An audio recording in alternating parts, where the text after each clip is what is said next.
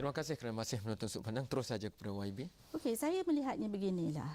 Saya kira Parti Keadilan Rakyat membawa satu era politik baru. Dan wakil-wakil rakyat yang mewakili keadilan sebenarnya sudah dilatih bahawa sekiranya terdapat ataupun berlakunya perkara abuse of power sebagai maknanya wakil rakyat dan sebagainya, then the checking mechanism should be pertama sekali daripada wakil rakyat tersebut, sebab dia tahu apa yang dia lakukan.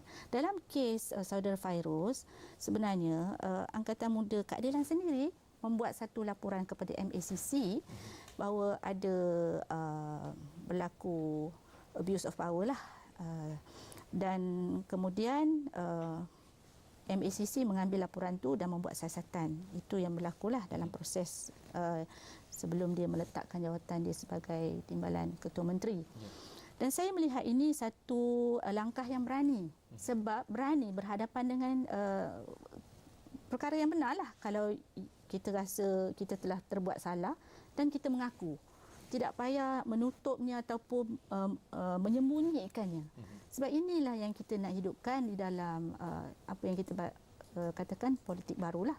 Dan kita tidak juga bersetuju dengan politik durjana, gutter politics, yang menggunakan unsur-unsur seksual untuk menjatuhkan mana-mana ahli politik. Individu. Sebab ini satu perkara yang amat keji, dan ia sebenarnya menurunkan taraf politik ataupun arena politik, landscape politik di dalam negara. Sebab you can go so low untuk menjatuhkan oponen hanya untuk step on the other people to rise up, kan. Jadi saya lihat ini satu perkara yang mungkin belum biasa dengan ahli politik. Bagi YB, ini bukan strategi politik tetapi nilai politik baru yang tinggi, sebab itu turun sebelum apa pun agensi dan sebagainya memastikan bersalah. Ya, betul. Tuan Haji Saiful. Saya sebenarnya menyanggah pendapat YB yang mengatakan bahawa saudara Fairuz mengaku kesilapan dan atas integriti yang ada pada dia. Saya tidak mengatakan saudara Fairuz mengaku. Saya berkata ada laporan terhadap beliau yang telah dibuat oleh Angkatan Muda Keadilan sendiri. Kalau semata-mata kita berdasarkan kepada satu laporan, berapa ribu laporan telah dibuat terhadap semua orang, atau terhadap Menteri Besar Selangor pada laporan, atau siapa sih, tidak kira daripada Parti Membangkang atau Parti Mata, tapi dalam konteks kes Fairuz ini, daripada mulutnya sendiri mengatakan bahawa beliau tidak dilaku dengan adil. Sehingga kan kalau nak disentuh prestasi dia sebagai wakil rakyat, dia kata suara keadilan sendiri tidak memberikan liputan yang meluas tentang kerja-kerja yang telah dilakukan. Jadi di sini saya melihat bahawa saya merasakan bahawa terdapat unsur-unsur luar atau unsur-unsur lain yang menyebabkan beliau terpaksa meletakkan jawatan. Kerana kalau nak dilihat pada statement Datuk Seri Anwar Ibrahim, beliau adalah seorang yang committed dalam perjuangan keadilan. Baguslah tu. Tapi mengapa seorang yang komited meletakkan jawatan setelah bermesyuarat Biro Politik sampai tengah malam, habis mesyuarat Biro Politik bersama Datuk Seri Anwar, beliau esoknya menyerahkan surat meletakkan jawatan. Jadi ada unsur-unsur yang saya melihat bahawa tekanan parti itu. Dan dalam konteks wakil rakyat sebenarnya, accountability itu bukan hanya kepada parti sebenarnya. Apabila dia bertanding, memang dia membawa lambang parti. Tetapi apabila dia telah menjadi wakil rakyat, semua lingkungan rakyat, tidak kira parti pembangkang yang menyokong dia, semua bangsa adalah di bawah dia. Oleh itu tekanan parti tidak boleh diambil kira dalam membuat keputusan yang sebesar ini. Baik, saya lihat kes penanti ini bukan kes yang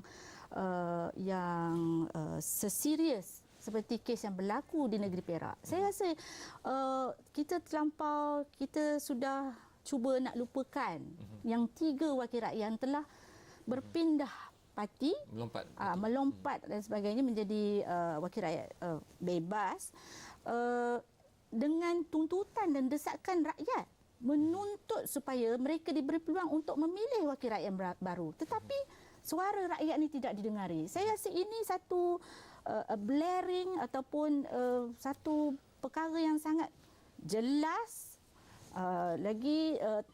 tapi jadi siapa yang mendengar suara ni. Sepatutnya kita tak perlu nak memantau Yang Berhormat sama ada ahli parlimen ataupun ahli Dewan Undangan Negeri, kerana mereka sepatutnya menilai-nilai integriti kepimpinan yang tinggi. Tapi dalam kes ini, dalam kes lompat dan juga seperti itu, bagaimana nak memulangkan kuasa memantau itu balik kepada pengundi dalam masa 5 tahun? Seperti yang kita sudah bersetuju tadi, pulangkan kepada rakyat. Pulangkan, ya. Pulangkan kepada rakyat hak itu. Dan mereka yang akan menentukan siapa yang mereka mahu. Dan saya dapat tahu juga laporan yang 3 orang wakil rakyat ni tidak berani untuk pulang ke kawasan sebab rakyat tidak mahu menerima mereka. Kalau orang melakukan kesalahan seperti memandu laju di lebuh raya misalnya, 5-6 kali dia buat tak pernah kena apa-apa, dia akan terus melakukannya. Bagaimana kita nak memastikan satu mekanisme? Mungkin bukan dengan peraturan yang terlalu banyak, tapi peraturan yang mudah supaya tidak sewenang-wenangnya integriti dan amanah yang diberikan. Saya setuju diwujudkan mekanisme check and balance. Dan dalam Parti Keadilan Rakyat sendiri kami sudah mula tahun lepas memang kita ada buat review setiap 6 bulan kita membuat semakan apa yang dilakukan oleh wakil-wakil rakyat kami. Jadi parti harus mengambil accountability kerana parti yang dia mewakili parti dan parti yang memilih calon ini. Ya, parti bertanggungjawab. Adakah saringan sudah dilakukan dengan secukupnya sebelum calon dipilih supaya memastikan risiko perkara seperti ini tak berlaku? Setakat yang parti sudah lakukan, ya. Tetapi kalau apa yang berlaku selepas mereka menjadi wakil rakyat, itu adalah human factor. Jadi kita tidak boleh menyalahkan parti. Wabi Saiful? Jadi saya lihat ginilah, kita jangan sebenarnya fokus pada perbincangan hari ini bukannya di Perak, di adu penanti. Dan juga bukan di penanti. Tak, sebabnya sebenarnya accountability ini kita lihat bahawa apa kalau berlaku di Perak yang dikatakan politik durjana itu di Perak. Sebenarnya idea awal, idea asal melompat parti ini daripada sebelah pembangkang. Tapi siapa yang melakukannya? September. Jadi, soalannya. Jadi sekarang siapa melakukannya atau tidak melakukannya tidak penting kerana idea asalnya. Okey, kita lihat kita melihat bahawa peletakan jawatan adu penanti ini tidak sama dengan hal melompat parti. Melompat parti dia masih lagi mewakili rakyat. Dia masih lagi memegang, mengemban tanggungjawab. Tetapi rakyat sudah tidak mahu mereka menuntut. Apa mekanisme yang mengatakan rakyat tidak mahu? Cuba saya beri contoh. YB He yang asalnya daripada DAP. Apabila beliau cuba turun ke bawah berjumpa dengan rakyat, beliau dicemuh. Beliau malahan keluarga beliau juga sudah di pulau. Jadi ini sebenarnya menunjuk reaksi rakyat terhadap beliau. Saya tidak gemar untuk melihat satu kes dan di generalize. Bukan satu kes. Keseluruhan rakyat. Saya tak tahu. Setelah menolak. Saya perlu pergi rehat sebentar.